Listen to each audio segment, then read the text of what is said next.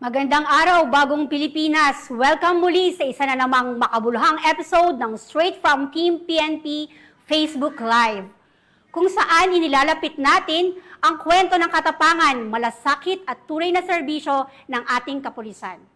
Ako po ang iyong tagapag-ugnay, Police Captain Cherry Vicente. Samahan niyo po kami sa isa na namang edisyon ng ating programang Straight from Team PNP Facebook Live.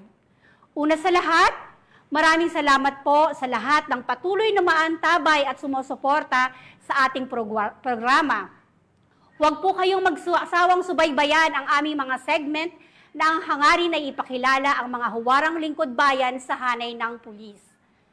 Sa ngalan po ng pamunuan ng Philippine National Police sa pamumuno po ni Chief PNP Police General Nicolas Torre III, sa leadership po ng ating mahal na Pangulong Ferdinand Bongbong Marcos Jr., at sa direksyon ni na Police Major General Roderick Augustus Alba, Direktor ng Police Community Relations, at Police Brigadier General Marvin Joe Saro, Direktor ng Police Community Affairs Development Group.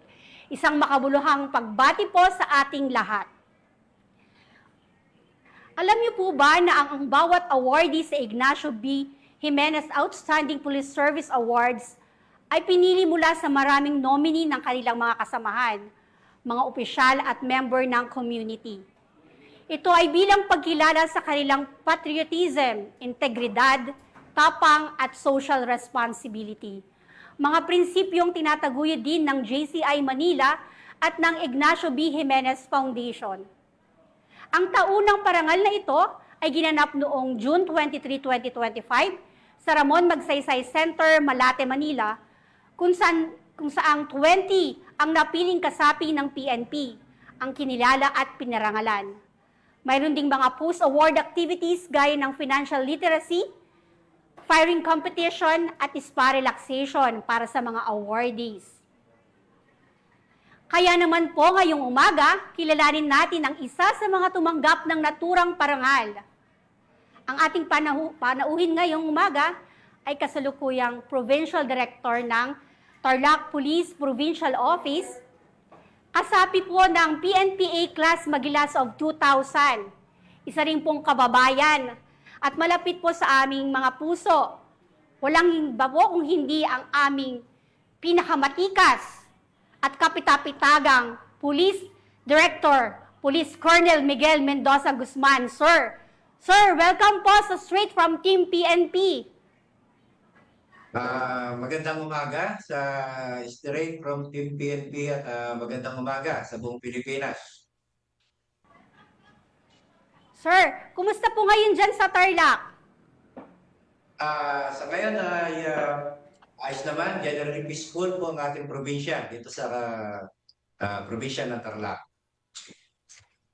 Sir, tunay po talaga na very peaceful po sa Tarlac at kayo po ang isa po sa pinakatahimik po na lugar sa Pilipinas ngayon at alam ko po, naging sunod-sunod din po ang award po ng ating Police Provincial Office dyan sa inyong pamumuno. Sa lahat, nais ko po kayong batiin ng congratulations at gusto ko pong marinig mula po sa inyo kung ano po yung inyong naramdaman nung i-announce po na isa po kayo sa mga Outstanding Police Awardees ng 2025. Una po sa lahat, nung pong in-announce tayo po ay naparangalan ng award na ito, ang aking pong pakiramdam ay halo-halong pagpapakumbaba at may malalim na pasasalamat. Hindi ko po inaakala na mapapabilang ako sa mga pinarangalan ngayong taon. At noong Hulyo 2024, tinanghal din po tayo bilang Outstanding Police Community Affairs and Development Senior Police Commission Officer. At ginawaran din po tayo ng mga medalya. Ang muli pong pagkilalang ito mula sa JCI Ignacio Jimenez Awards ay patunay ng ating patuloy na pagpupursige sa serbisyo at ang bawat pagsasakripisyo ay kinikilala rin. At ang buong puso ko pong pinagpupugay ang hanay ng kapulisan, lalong-lalo na po sa mga kasamahan ko sa trabaho at sa mahal sa buhay. Sir, Sir, talaga namang pong ang mga awards po sa Tarlac, sunod-sunod po, ano po?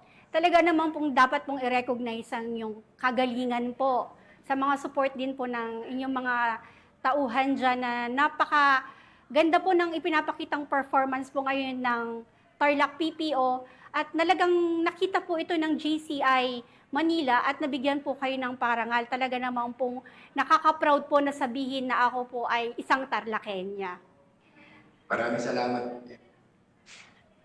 Sir, maliban po sa mga awards po na natanggap ninyo, ano naman po ang mga proyekto po na naging contribution po kung bakit po tayo ang napili ni JCI Manila? Ano po sa palagay ninyo ang nakita nilang kakaiba at napili po tayo na maging isa sa mga awardee? Bilang isa pong delikadong alagad ng batas sa loob ng mahigit na 25 years in my service, ang aking serbisyo ay nakatuon sa pagpapabuti ng kapayapaan at seguridad. Ang pagiging instrumento ko po sa pagresolba ng heinous at sensational crime ng kung matatandaan niyo po yung pagsunog ng sasakyan at pagkawala ni na Geneva Lopez at Itzhak Cohen. Ito po yung SITG Jansa. At pinangunahan ko rin po ang masusing investigasyon na humantong sa pagkakailanlan, pagdakip, at paglilitis sa mga pangunahing salarin. At bukod po dito, mula noong 2014, lalaki po ang naging papel ko bilang advisor ng Tarlac Citizens IWATS Against Crimes sa pamumuno rin po ng aking puting kabiyak sa buhay, si Miss Jean Guzman. Sa ilalim ng ating pamumuno, naging aktibo rin po ang IWATS sa pag-uulat sa anumang banta sa seguridad at malaki ang naging ambag nito sa pagpigil sa kriminalidad, paghuli sa mga nagtutulak ng droga at pagnanakaw sa iba pang mga krimen tulad ng pagdakip sa suspect sa massacre doon po sa Nueva Ecija na mismong kinalala rin po ng mga dating regional director ng Police Regional Office 3. Sir, talagang napakaganda po talaga ng contribution po. Yung pagtutulungan po ba dyan sa grassroots para po masolve po ang krimen. Napakaganda po ng inyong programa na napagsama-sama niyo po itong mga civilian networks natin para masugpo po ang kriminalidad sa ating bayan. Talaga namang pong magiging kapansin-pansin po ito sapagkat yung ating trabaho dito sa PNP parang hindi man ma-recognize ng mga iilan, pero meron po talaga tayong awarding body na nakakakita sa ating pagsusumikap sa mga sakripisyo po ng bawat pulis. Sir, kaya po, despite of all the odds po, ano naman po yung naging hamon po talaga ng pagiging lingkod bayan po at nagsilbing inspirasyon po para ipagpatuloy po ang paglilingkod natin at maging huwaran po sa ating bayan. Malaking challenge po talaga ito, no? Doon muna ang aking pamilya, lalo ng aking asawa na si Miss Evangeline Guzman at aking mga anak na si Micaela Angela, Miguel, Anton at Andre. Ang pangunahing inspirasyon ko. Sila po ang aking lakas. At bukod dito, ang tiwala at suporta ng komunidad ang nagbibigay sa akin ng patuloy na motivation. Ang mga ordinaryong mamamayan na aming pinaglilingkuran. Kapag nakikita ko po ang ngiti sa kanilang mga labi at ang kanilang pasasalamat sa tulong ng mga kapulisan, doon ko po mas nararamdaman ang kabuluhan ng aming trabaho. Nakikita ko po ang kahalagahan ng trabaho sa bawat araw na nakapagbibigay ng serbisyo at seguridad sa mga tao. Ang mga parangal na aking pong natanggap ay nagpapatunay na ang dedikasyon at katapatan ay nagbubunga. Nagsisilbi rin po itong pampatibay ng loob na ipagpatuloy ang pagiging ehemplo sa aming hanay at patuloy sa pagsisilbi ng ating bayan ng buong puso. Maraming salamat, sir. Talaga pong, ang inspirasyon po hindi po talaga maiiwan lamang sa pagtatrabaho. Meron pong behind the scenes, sir. Ito po sila Ma'am Jean at ang mga bata, sir. Talaga pong, iba po ang pakiramdam natin ang ating kalakasan kapag nalalaman natin na ang pamilya natin ay nasa ating likuran. Pas doble pa po yung sigasig na ating pinapakita. Kaya maliban po sa inyo, sir, nagpapasalamat din po kami kila Ma'am Jean at sa inyong mga anak na sila Micaela para po ipagpatuloy ang maganda ninyong adhikain. Sir, paano niyo po balak gamitin ang mga naturang pagkilalang ito para mapaigting natin ang ating serbisyo at tiwala ng publiko sa PNP? Ang pagkilalang ito po ay hindi lamang para sa akin sarili, kundi para sa buong miyembro ng Philippine National Police.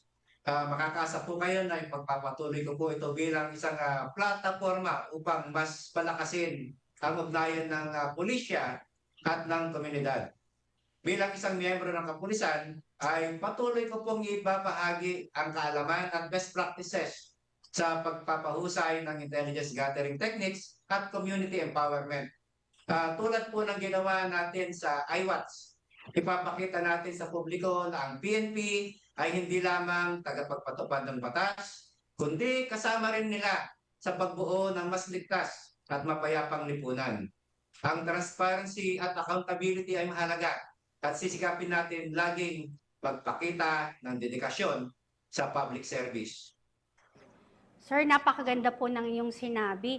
Sir, maaari niyo po kaming bigyan ng background kasi po, though lahat naman po talaga ng ating mga leaders or mga simpleng kapulisan, iba po talaga yung pinapakitang malasakit sa bayan at pagmamahal, ano po? At magbigay po kayo, sir, ng background kasi po halos kabilang baryo lang din po tayo sa atin, sir. Ano, sir, yung disiplina po na nakalakihan ninyo kung bakit ganito po yung ganito kalaki yung pagmamalahal na pinapakita po ninyo sa ating bayan bukod po sa diretsyong training natin, yung enhancement natin. Ano po yung simula po nung pagkabata po kayo, ano po yung nakita ninyo at naging inspirasyon para po sa ganitong profession po? Unang-una, tayo po ay pinanganak sa simpleng pamilya lamang po. No? Tayo po ay anak ng simpleng sundalo, lumaki po tayo sa kampo, na ang may pagmamalaki ko lamang po ay ang aking apelido, na ito po ay iniwan ng aking ama. Yan lamang po ang pwede kong ipagmalaki at maging inspirasyon ang mapaganda ang aming pamilya. Totoo po, sir. Sabi nga po nila, ang maiiwan po natin na legacy po ay kung hindi yung isang magandang pangalan.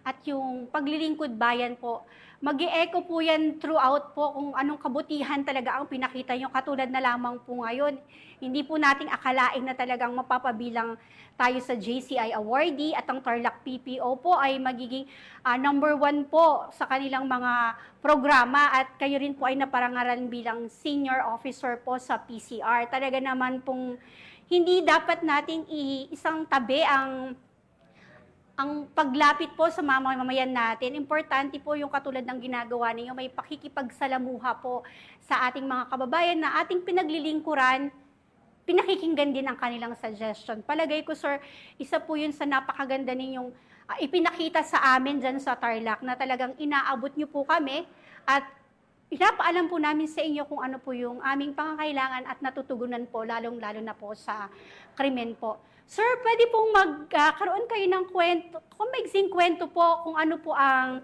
programa po dyan ni Chief PNP na 911. Kumusta naman po ang response ng ating mga kababayan regarding sa 911, sir?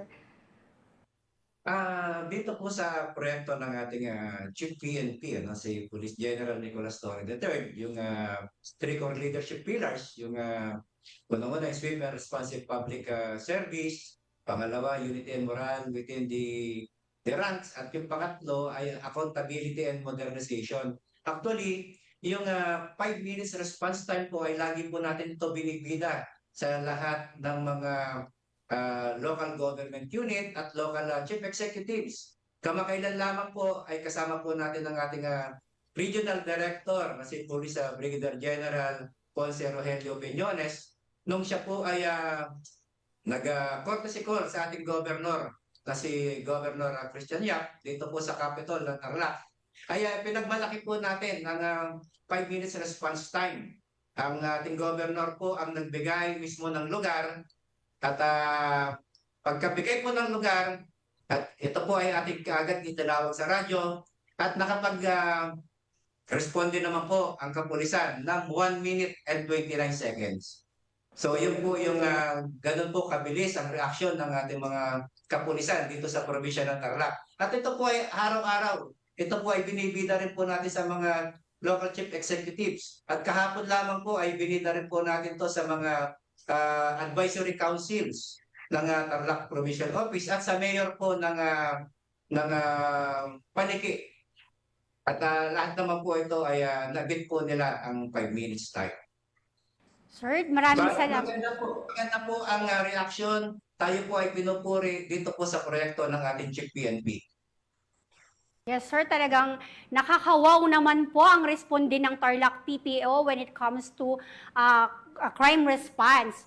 Sir, bago po natin tapusin ang ating maiksing kwentuhan, sir, ano pong gusto niyong ipahatid na mensahe sa ating mga kababayan? Sa ating pong unang-una, sa ating pong mga kasamahan sa serbisyo, ang pagkilala pong ito ay patunay na ang ating hirap at sakripisyo ay may patutunguhan. Huwag po tayong bibitaw sa ating sinumpaang tungkulin na protektahan at paglingkuran ng taong bayan. Patuloy po tayong maging matuwid, tapat, at magpakita ng profesionalismo sa lahat ng oras. Pagtulungan po tayo at magkaisa para sa ikaunlad ng ating organisasyon at ng ating bansa. At sa ating mga kababayan naman po, maraming salamat po sa inyong patuloy na pagtitiwala at pagsuporta.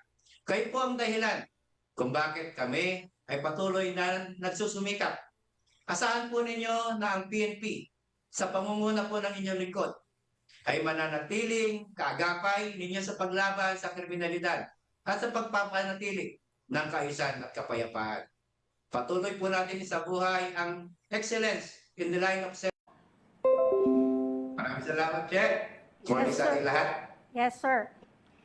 Gayun din, maraming salamat po sa lahat ng organization at individual na bumubuo ng Jimenez Awards, ang JCI Manila sa pamumuno ni President John Adrian Padriernos, VP for Community Affairs, Sir Dizon Wok, Director for Special Project, Sir Joshua Ruben Aragon, sa ating DILG ASEC, Sir Juabili Racho, DILG ASEC, Ma'am Elizabeth Lopez de Leon, Ramon Magsaysay Award Foundation, President Susan Afan, sa Philippine Coast Guard, Sir Commodore J. Tristan Traniela. Sir, maraming salamat po sa inyo.